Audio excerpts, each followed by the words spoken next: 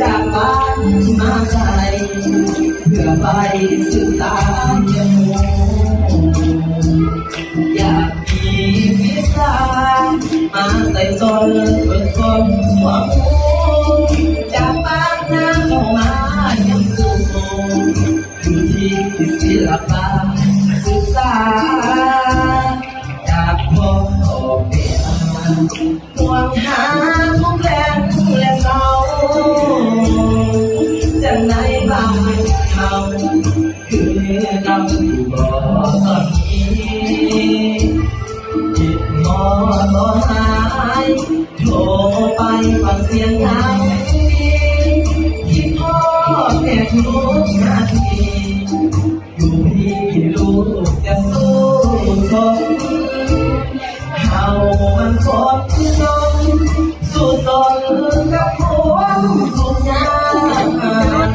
แสนจะทำทุกบาททุกอย่างลูกจะสู้ตนลูกอยู่ทางนี้ยังมีความหวังเหลือล้นให้พ่อแม่คอยยิ้มกอดลูกนี้จะกลับเธอไปนำตาไหลยามใดฟังเสียงพ่อแม่จากเธอที่เมื่อดูแลแต่เบิ่งแย่พ่อแม่มือกับเอาคอยอีกบ่ดน4 ปีให้คอยลูกเจ้าลูกนี้สิขอยังเอาไปยังกลับถึงบ้านเฮา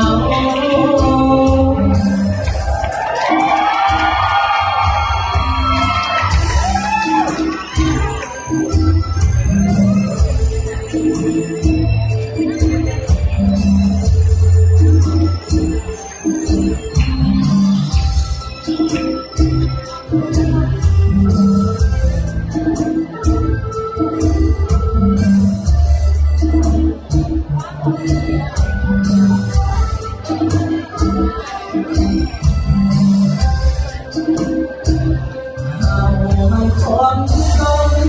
สู้ตนกับความทุกอย่างแสนจะลำบากทุกอย่างลูกจะสู้ตนลูกอยู่ทางนี้ยังมีความหวังเหลือล้นให้พ่อแม่คอยยิ้มบ่ดนลูกนี้จะกลับเธอไปอยากได้ฟังเสียงพ่อแม่จากยืนที่เมื่อดูแลแต่บ่แย่พ่อแม่มือจะเอาขออีกขอลด4 ปีให้คอยลูกเจ้าลูกนี้สิขอยังเอาไปยังกลับถึงบ้านเรา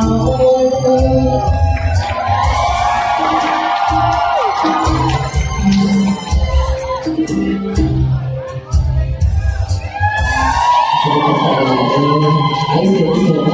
ผมว่าเข้าใจอะไรอาจารย์ครูเรียนสาวเพลงไหน